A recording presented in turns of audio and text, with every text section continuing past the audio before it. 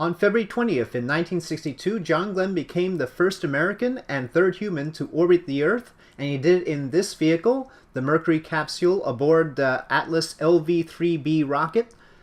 It's hard to overstate how daring this was because the Atlas rocket was not exactly the safest thing on the planet at the time. It has a 1.5 stage configuration. It has main stage and then 2 boosters that feed off of the same tank as the main stage. And so it had to be very lightweight. Here's footage of a non-Mercury Atlas launch that went awry in 1960. Among the problems with the rocket was that because it was a 1.5 stage rocket, it had to be extremely lightweight, and so it was structurally unsound sometimes. And it also had extremely high G loads because it got to orbit in only 5 minutes. It went through 6Gs and 9Gs.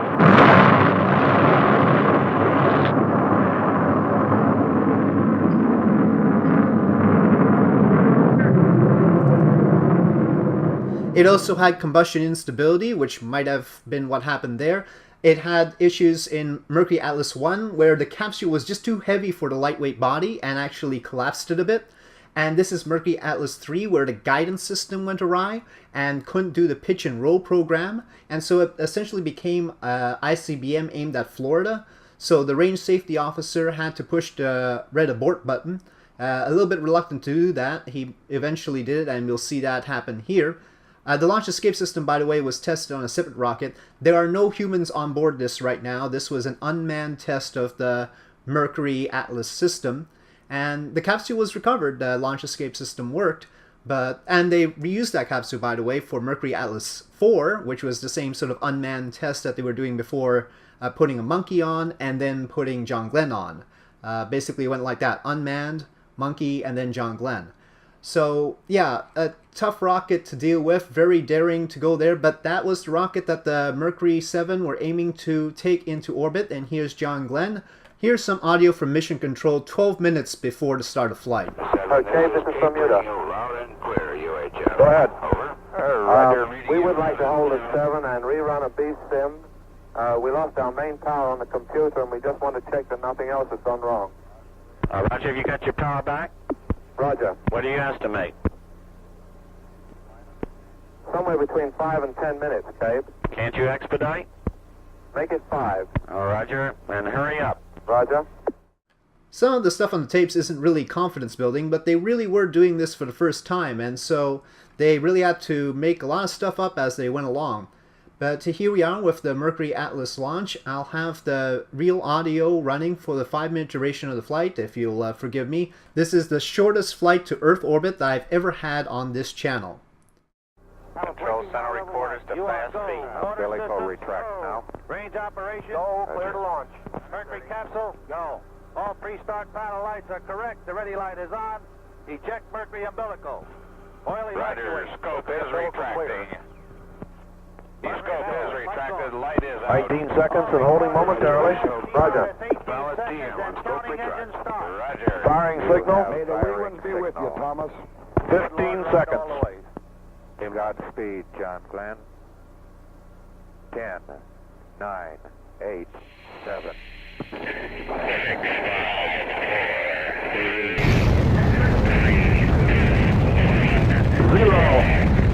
5, 4, 3, 0. Roger. Liftoff. 9. Liftoff. 14, 47. Liftoff. 14, 47. 39. That's correct.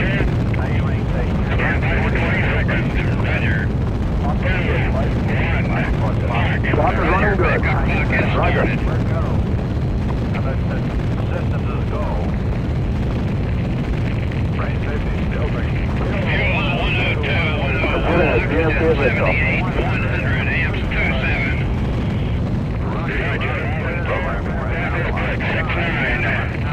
Roger. Checks okay. Minus 70 on your mark.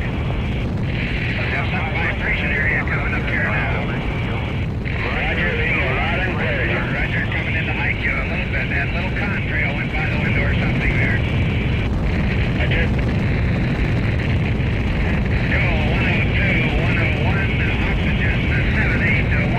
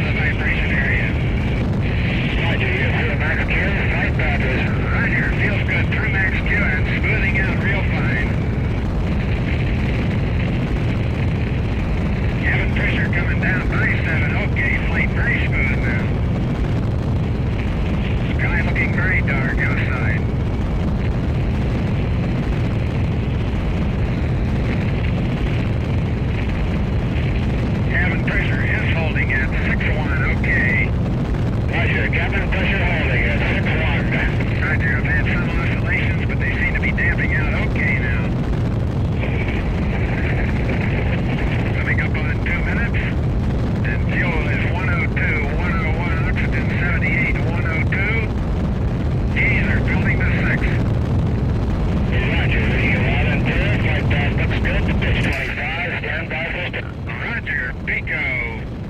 Sector 1 1/4, the tower fired. Could not see the tower go. I saw the smoke go by the window. Yeah, we confirm staging on DM. Roger. Still have about 1.5 Gs. Programming over. There the tower went right then. Have the tower in sight way out. Could see the tower go. Edison Tower is green. Roger. 1.5 Gs. Roger, 7 still reading loud and clear. Flight path looks good. Roger. Auto retro jettison is off. Emergency retro jettison fuse switch off. Or retro jettison fuse switch off. UHF DF2 normal.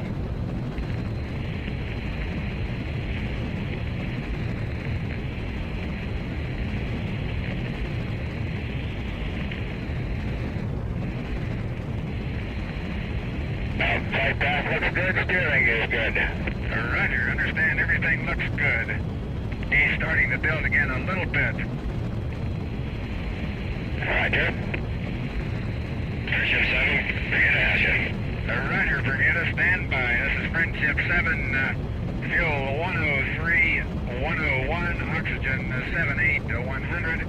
All voltages above 25, amps 26. Roger, still reading loud and clear. Flight path is very good. Pitch -3. Roger. My pitch checks at -7 on your -3. Roger, 7.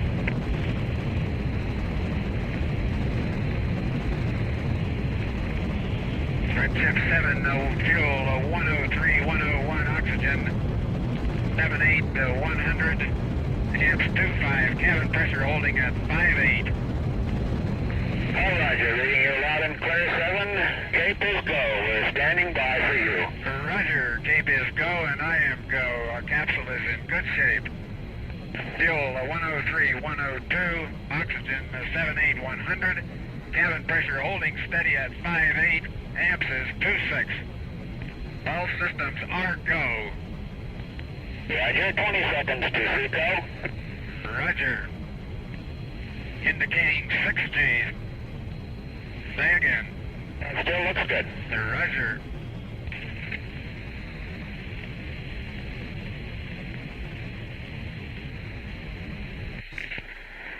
Seco. Positive grades fired. Okay. Roger, stand. Roger, 0G, and I feel fine. Capsule is turning around. Oh, that view is tremendous. Roger, turnaround has started. Roger, capsule turning around, and I could see the booster during turnaround just a couple of 100 yards behind me. It was beautiful. Roger, 7. You have a go. At least 7 orbits. Roger, understand go for at least 7 orbits. And we're all set. This is very comfortable at 0G. I have nothing but very fine feeling. It just feels very normal and very good.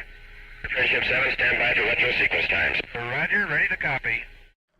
And so there you go. That's how John Glenn made it to orbit, up to 6 Gs at the end of the booster stage and reaching about 9 Gs at the end of the main stage. So a pretty rough ride for him.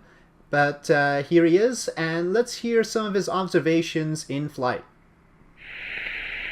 This is Friendship 7. The head movements cause no sensations whatsoever.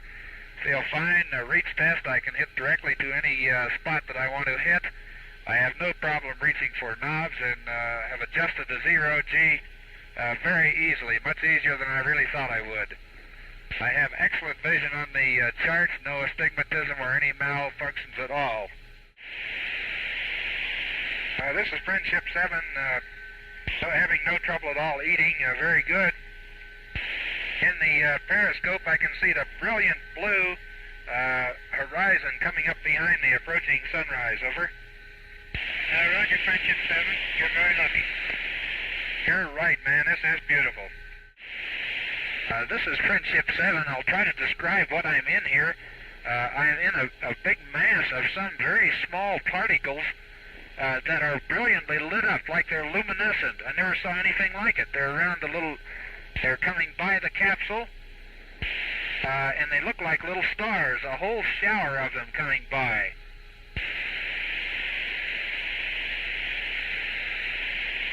They swirl around the capsule and go in front of the window, and they're all brilliantly lighted. They probably average maybe 7 or 8 feet apart, but I can see them all down below me also. Can you hear any insights from the capsule? Negative. They're very slow.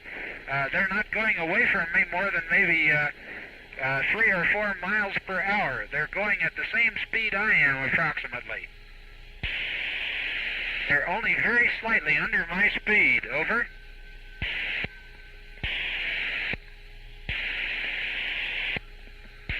They do have a different motion though from me, because they swirl around the capsule and then depart back the way that I am looking.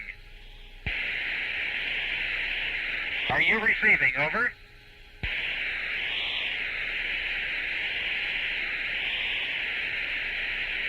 There are literally thousands of them. This is Friendship 7. Am I in contact with anyone? Over. They were mystified by those little particles, but it was either water from the coolant system or little paint chips or little debris from the spacecraft itself. And you can read all the details of the analysis in Appendix D of the mission report, which is linked in the video description below. This is Friendship 7. In 45 more seconds, I'd like to have you send a message for me, please. Over. Roger. I want you to send a message to the director, or to the commandant, U.S. Marine Corps in Washington. Tell him I have my 4 hours recorded flight time in for the month, and request flight should be established for me. Over. Roger, will do.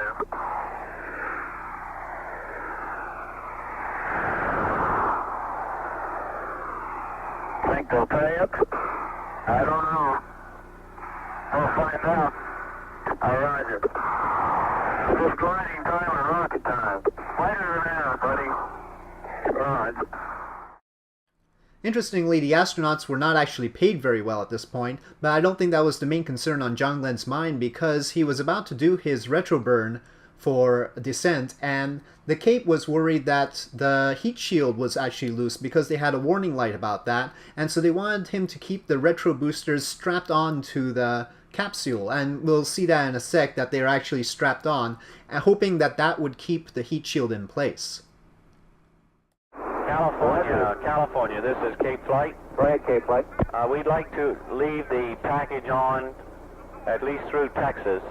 So tell him to keep his retro jettison switch off. 30 seconds, Mark. Roger. Understand, Cape Flight. You're looking good. Roger. John, leave your retro pack on through your pass over Texas. 20 seconds. Roger.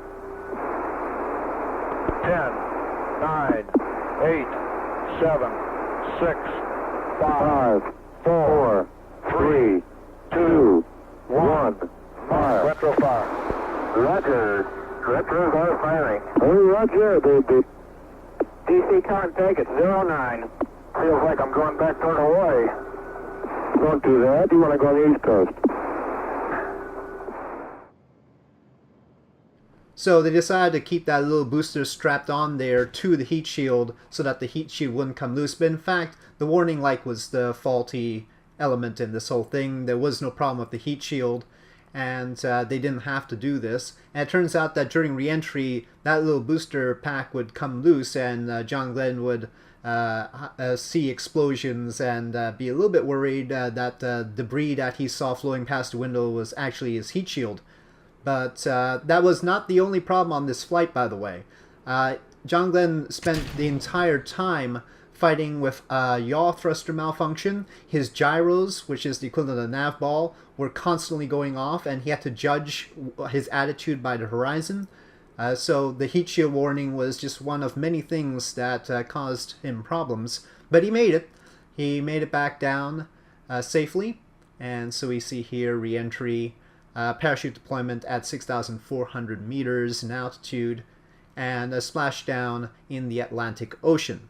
And so all that was left for John Glenn was a parade, many parades, plenty of welcomes, and of course standing next to the President of the United States, which was at that time John F. Kennedy, and of course being congratulated for the return and eventually running for Senate. Oh, and a certain space shuttle flight, but we'll cover that on a different date. So, thank you for watching. This was John Glenn's flight on this date in 1962 on Mercury Atlas 6. Thank you to Frizzank for the Mercury Atlas rocket model, and see you next time.